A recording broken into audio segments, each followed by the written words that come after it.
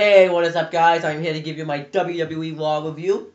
Now, before I get to the review, I'm going to talk about the RAW. This RAW is actually very enjoyable, very watchable. I really liked this RAW, and it didn't. The only weird thing I found about it though was they didn't have John Cena or The Rock on the show. But that's actually fine because if The Rock's not going to be on the show, why should Cena be on the show? Because he's feuded with The Rock. So there's no reason for Cena to be on the show. That's what I think. So let me get to the review. So this will happen on March 11, 2013. And we got Jerry the King Lawler and Michael Cole on commentary. Paul Bear tribute video. It shows the one that they made on YouTube, which I want you guys to go and watch. Maybe I'll leave that link in the description box. Then The Undertaker comes out. I thought he was going to come cut a promo, but he came out to remember Paul Bear. He laid down on his knees, did the ton thing like he usually does. Then CM Punk comes out and says that he's sorry for Undertaker's loss at WrestleMania. And, hold on. And, no. What the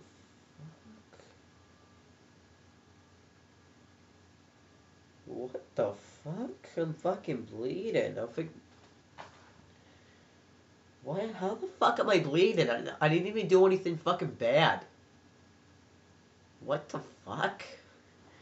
I'm fucking bleeding, see?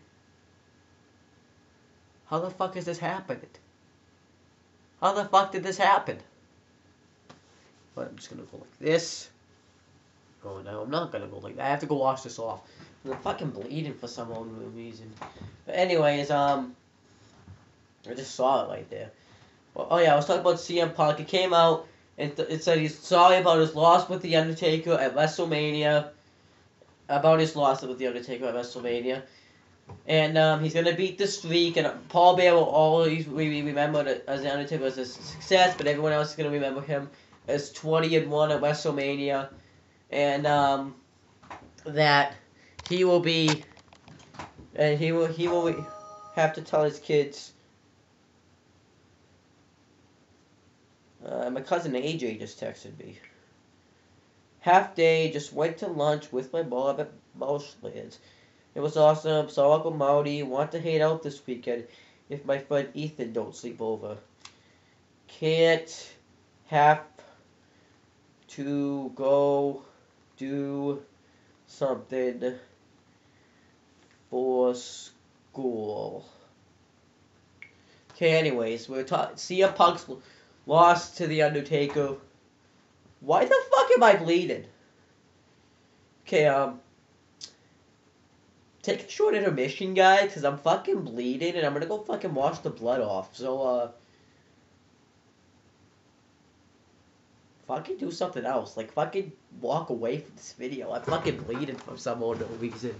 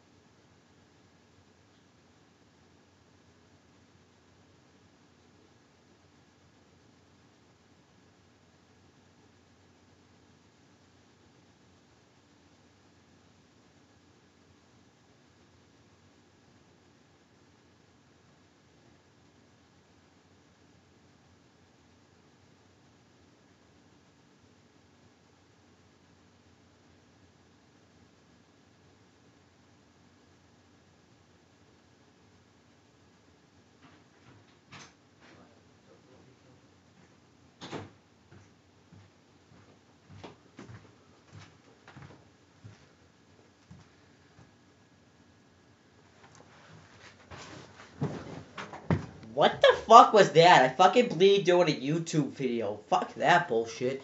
So where was I? Oh yeah, he said that he's sorry for Taker's loss at WrestleMania. He says he's gonna have to tell his kids I mean, I think he said like his grandkids or his kids or something. And then about where he was when he lost. Then it cuts to commercial, and I absolutely hate this. They don't show this on Raw. They have to show this on the fucking app to give the app purpose. But how are we supposed to know that this is supposed to be on the app? Like, I understand that they have a commercial out there. Yes, a commercial that you don't miss anything that happens on the actual on the show. That everything happens behind the scenes. But what the fuck, though? This was probably worse watching on the actual show. Do you honestly think that fans are gonna go on their cell phones and actually watch that? That are actually there? They just saw it in person. And it kind of pisses off the people that are at home watching it on TV.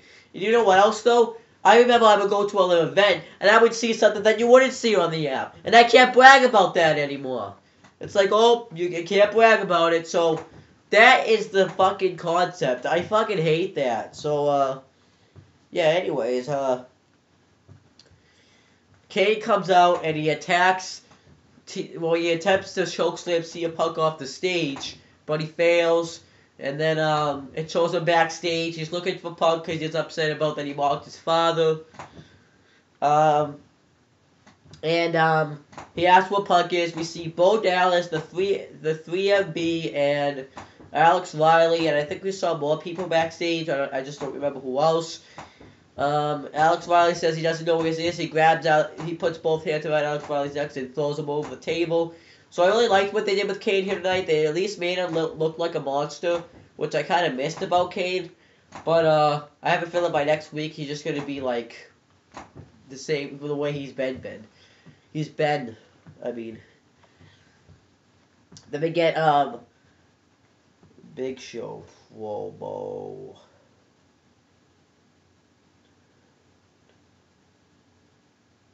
Don't remember Big Show promo. I do not remember Big Show's promo. What was Big Show's promo?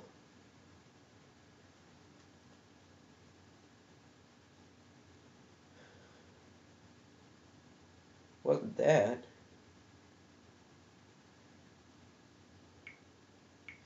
I honestly don't remember Big Show's promo, so yeah, I forget about that. But we get the WWE WrestleMania merchandise ad.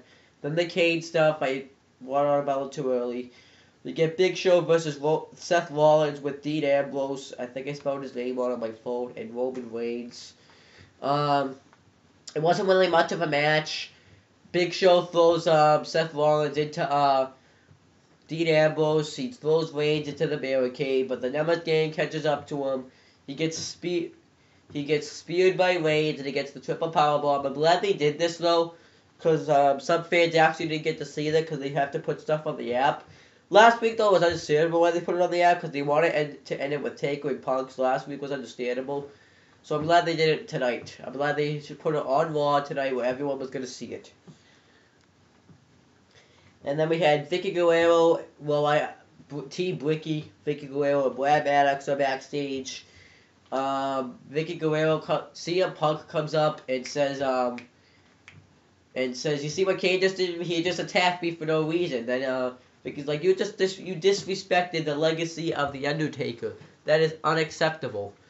Then, CM Punk says, so she puts CM Punk in a no disqualification match with Kane. She's like, why? I gotta prepare for The Undertaker. Then he leaves. I was kind of disappointed because Brad Maddox didn't really get to say anything, but you're gonna see why I wasn't disappointed later on. We get Daniel Bryan versus Dolph Ziggler with Big E, Langston, and AJ, and doing this, it shows Paul Bear's, and I think I meant to write debut. Yeah, it showed his debut to WWE. They did this stuff a lot, and I'm really happy they did this. But Daniel Bryan versus Dolph Ziggler wasn't a bad match. Daniel Bryan gets him in the low lock, but AJ distracts the ref, so Langston pulls Ziggler's foot on the ropes. Then Ziggler ends up hitting the zigzag for the win. Then after the match, AJ gives Big E Langston like a look. Then he uses that look and just attacks Daniel Bryan. He hits that finisher he's been hitting. So I hope they don't do Ziggler and Langston versus Team Hell No and have Ziggler and Langston win the tag titles. I wouldn't really mind that, but Ziggler's probably gonna win the title at Mania, so there's no need to put the tag team titles on Langston and Ziggler. But maybe that's what's gonna happen. They have to cash in this briefcase soon, but the right time was after he beat John Cena, Dolph Ziggler. The right time was when he beat John Cena at TLC. You should have had him cash it in at like the Royal Rumble or something. But that didn't end up happening. You could have had him defend it inside the Elimination Chamber. And I think they were originally having the idea of having Ziggler and Jericho at Mania. But that didn't end up happening because Jericho had to go do Robot Combat League, which is coming up. That video on All the Talking is coming up. So that might have screwed up everything. So they wanted to put Jericho in a new storyline. And I kind of like and you're going to see what that new storyline is later on in the show. But now Ziggler's just kind of left in the dust. I have no idea what they're going to do with Dolph Ziggler. They might not even do anything with Dolph Ziggler at Mania. He's lucky if he might be like what The Miz last year. He gets on the show at the last minute. You might notice enough stuffy. Wasn't like this before I started making this video. Then it shows Triple H's and Brock Lesnar's rivalry. It's just Triple H's promo that he cut last week. But there was stuff added to it. It showed him training in the gym. Lesnar breaking his arm. Him returning. And the promo. We get Sweet Tea with... I'm going to call Tensai Sweet Tea because I can't... Because Tensai is just kind of like an epic name. And now that he has this character, he's going to call... I'm calling him Sweet Tea. With Brodus Clay versus Fandango. Not really. Same thing, except he wants Naomi to say it. And I think that's... And Tensai doesn't let her say it, so the debut doesn't happen. I'm not a fan of this, though, but I think, though, after... When SmackDown happens... which is on my fucking birthday, by the way. I'm going to be fucking 17. But when SmackDown happens, When SmackDown happens, because Booker T last week was pissed that Fandango didn't compete in his match. So I think now, on SmackDown, he will finally have a match. And hopefully it's a good match. Hopefully it's not one of those squash matches. Because he could have had a good matches. Like he could have beaten Zack Ryder, then Kofi, then Justin Gabriel, and then Tensai. That would have put him in a great career set right there, but that didn't end up happening. So then we get a G.I. Joe ad. The Rock's in it. That's why they did it. Paul Bear. It shows Paul Bear returning at WrestleMania 20. We get Team Old Scholars versus the New Age Outlaws. Team Old Scholars, which is Damian Sandow and Cody Rhodes, and the New Age Outlaws is Billy Gunn and Road Dogg Jesse James. Well, they call him Road Dogg. I have to tell this for the people because some people that watch my videos aren't wrestling fans, so I have to tell these people. So for those of you so that's why I'm saying this. I wouldn't be saying something like I don't know who they are. But Damian Sandow and Cody Rhodes, Team Old Scholars. So I'm just not in the mindset. This thing really distracted me. This thing just really kind of pissed me off when I was fucking bleeding for no fucking reason. But anyways, and I'm just kind of distracted today too. What was I talking about? Oh, Team Old Scholars kind of mock the New Age Outlaws. They kind of say they're saying, I don't remember the exact words they said, but he said like the intellects will save the matches. Damian Sandow and the Left Stash Master Cody Rhodes. They did something like that.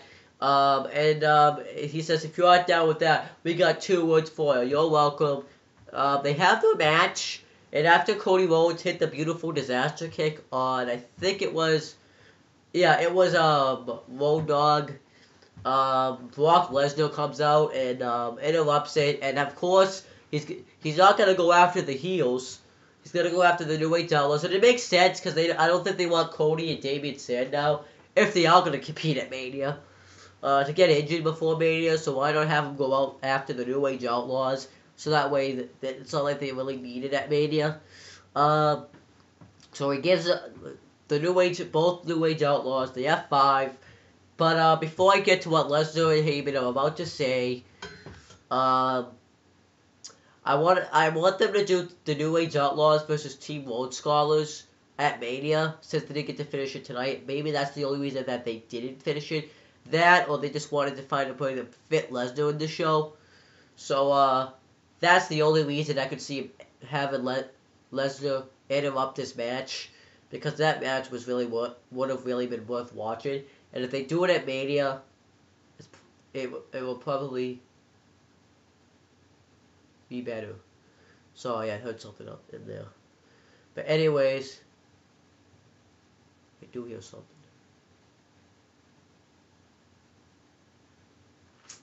Oh well. Anyways, but Heyman gets on the mic and he says that he took out Vince McMahon, he took out Shawn Michaels, Lesnar's a beast. He made Stephanie McMahon cry. He took out Triple H twice, and now he took out the New Age Outlaws. And he accepts his match with Triple H at Mania but he has the two stipulations, but he won't announce them until after Triple H signs the contract. So the stipulations are probably going to be like a ambulance match, last man standing match, something like that. I would want the ambulance match because, one, that's an epic match, except for the one that's John Cena and Kane had. That was shit. But the one that Shane McMahon and Kane had, that was awesome. So I think Triple H and Brock Lesnar could have a great... It's going to be like... It's not going to be a regular match at Mania because it's Brock Lesnar. You can't have a regular match. You just see what he's done since he's been back in the ring. But, I would want... And probably, like, if Triple H loses, he has to, like, leave the company forever or something. It's going to be something like that. Then we get WrestleMania 29 ad. They talk about the Rock and John Cena's match. We get Kofi Kingston versus Mark Henry. Henry squashes him, but there was one good spot that Kofi did where he launched himself off the steps and he dove right into Mark Henry. That was good. Other than that, it was a squash match. Henry wins with the World's Strongest Slam. So I'm not really going to call it like a bad match, because at least I think they want Henry to get some wins so we can go into his match with Ryback at Mania, but you're going to find out something else. But go into his match at Ryback at Mania strong, because they are actually not announced at Mania. Then, what's happening? Get that off there. What's going on? Okay. Oh, we get Cody Rhodes and Caitlyn backstage, which was kind of shit. Cody Rhodes, Caitlyn are trying to reach for the same water, kind of like that kind of dumb thing that couples do, which probably what's gonna happen to my dad and Chris sometimes, which is my dad's fucking fiance now. I didn't mean to use that kind of language. It's just like, I'm in a negative mood. I'm fucking sick as shit. So that's and I'm distracted. I fucking blanked for no reason. So, but anyways, I didn't mean to use that language right there. Even though I've done it my whole YouTube career, but I meant like the fucking fiance stuff. That wasn't called for. But yeah, fiance. Wait. Yeah, fiance. But anyways, what was I talking? Oh yeah, they reach for the same water. They say, "Go ahead, you take it." Shit like that, which hopefully doesn't fucking happen to me. If the woman fucking wants it, fucking let her have it. Well, fucking like there was fucking probably more than one water there too. So what the fuck? But anyways, I think Cody Rhodes went to like ask Caitlyn out on a date, but Sandow comes up, and he says that they have a double date tonight. It's the Team Old Scholars are gonna go on a double date with the Bellas because they return, but Vicky Guerrero says that before that they can do that, they have to face Randy Orton and Sheamus. You know, I guess who's gonna win that match? We get Ryback versus Heath Slater with Drew McIntyre and Jinder Mahal. During this, it shows a sneak peek of Psych. The reason why I wrote that down is because they show Big Show in it. I don't really like Psych. It looked dumb when I was advertising. I said I was going to review that on the Talkinator. Robot Callback League is just so much better. But Ryback just squashes him. Henry even came out and watched the match, but then Ryback squashes him. He hits a shell shock on him for the win. Drew McIntyre tries to come in. He gets hit with the shell shock.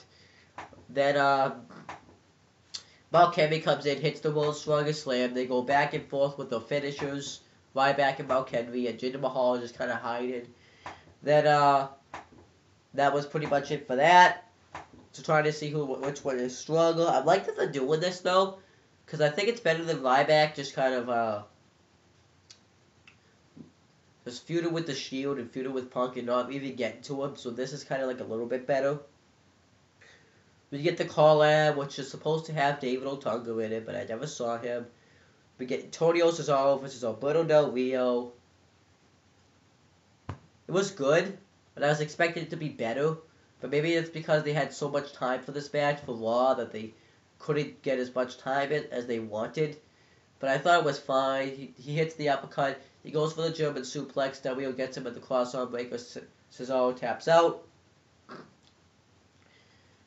Kane interview. He doesn't say anything, but he has Paul Bear's urn, so I liked it that they brought the urn back for one night.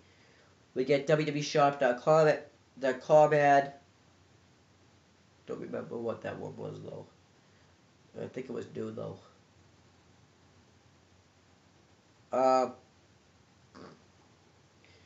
Another tribute to Paul Bear, which it showed Kane's debut.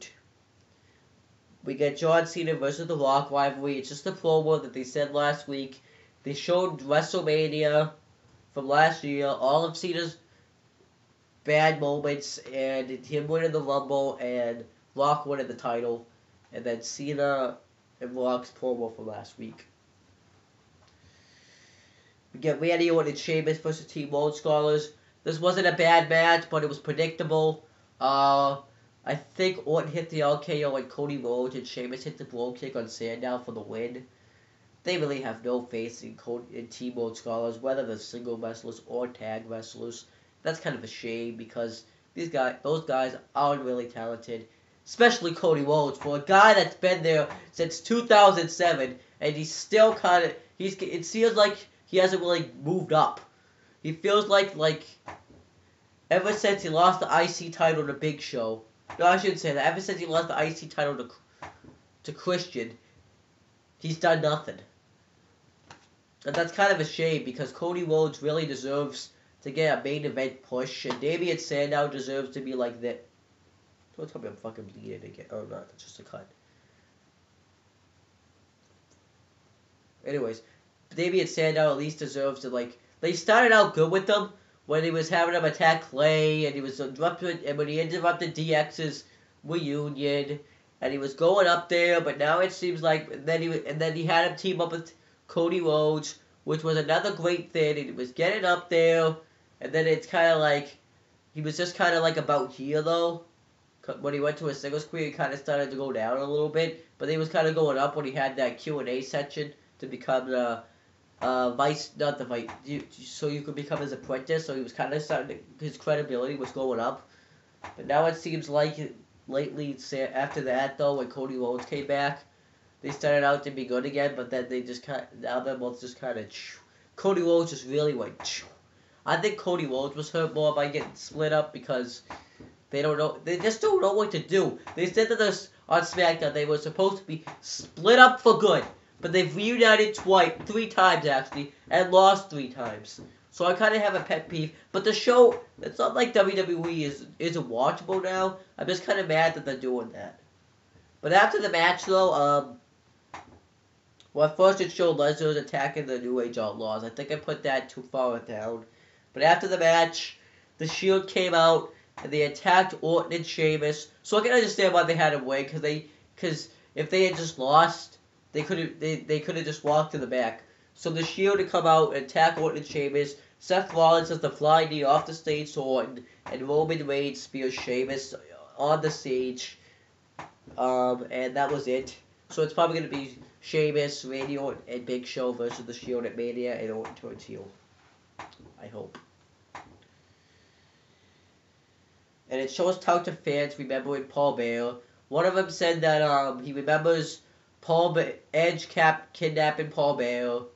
Another one of them said that he remembers. Yeah, there was just a bunch of fans remembering Paul Bear, which was really nice. I'm glad they actually let the fans get to talk. We get the highlight reel with The Miz and Wade Barrett. They show them both their movies. Well, Miz is not. Well, actually, they did show Barrett's. But Miz is like, were you even in that, Barrett? And Jericho both Miz and Jericho and saw Barrett. They say that he's just using this movie because he's lost matches lately, so you can't win matches. Jericho says, remember who got you who made you win NXT season 1, and that was me. They both want to win the Intercontinental title. So Brad Allen's comes out, he's like, hey, stop it right now. It's like, hey, you, no, not you. Wade Barrett. Tonight there's going to be a match between The Miz and Chris Jericho, and the winner is going to face you next week, right here on Raw. That's exactly, it's exactly what I thought. Might have left out some parts, but that's exactly what it was like. He was like, he didn't know what he was doing, but I think Maddox though really does know who they are. It's just like, I think it's supposed to be like funny, and I really like Brad Maddox. I'm glad he got to make this match, and it was actually not that bad of a match. But Barrett interrupts it because Jericho, I think, threw Miz at the announce table, into Barrett, so he just attacks both of them, and then the heels just team up on him. Great heels teaming up on it. No, great faces teaming up on a heel. Miz hits the Skull Crusher finale, and Jericho hits the Cold Breaker. So I think I guess tweeted that it's gonna be it's gonna be a triple threat match between Wade Barrett, Chris Jericho, and The Miz for the IC title next week. And I don't see Barrett retaining. I see him losing that match, and either Miz or Jericho will win, and one of them and Barrett's gonna invoke his rematch clause with one of them and lose again, and hopefully he'll go to the main event scene. But I'm really glad, though. I like this better than when they had. I thought they originally were going to have Bo Dallas, but I think he realized that no one fucking liked him because he was kind of a loser. So I'm glad they did away with this. It's so much better. It's just so much better. Then we get the Mexican food video with from Del Rio and Ricardo Rodriguez. They showed on SmackDown. I think they showed it here because they figured nobody saw it. We get Jack Swagger and Zeb Coulter backstage headed to the match. Because Jack Swagger's headed to a match. They remember Paul Bear by showing him in a dress. And Mr. Fuji's asking him where Yokozuna is. He's like, I don't know. Why I'm in a dress. How did I get in a dress? Then Undertaker's music and he's like, oh my Undertaker. Then we get Sin Cara versus Jack Swagger with Zeb Coulter. Jack Swagger and Zeb Coulter cut the promo about how Sin Cara right now is a thief. He's crossed over to our borders because he's a Mexican and take other people's jobs, and that we should speak up for it. Then they have the match, and Sin Cara. I thought when I first saw this though, I thought Swagger was just gonna squash. Well, he was just gonna have a match with someone like Yoshitatsu or something. But I'm glad it was Sin Cara. It kind of made him look strong. I think they should have him start having matches with the guys that aren't from this country. Not being racist, but then it can really prove his point. Have him have matches with the Sin Caras. Wait, that's the only credible wrestler that they have. They can't do Ray because he's injured. But anyways, Sin Cara does an awesome dive over the ropes, and I think he hurt himself a little bit. He does the kick, crossbody, and then he ended up getting caught in the ankle lock, and he taps out, but he couldn't reach the ropes. But I think they didn't. But they were dumb. Yeah, they were dumb. But at least he beat someone like Sin Cara. not someone like Yoshitatsu and stuff like that. We get Miss Berry interviewed. This actually I thought was gonna be shit, but it ended up being pretty funny.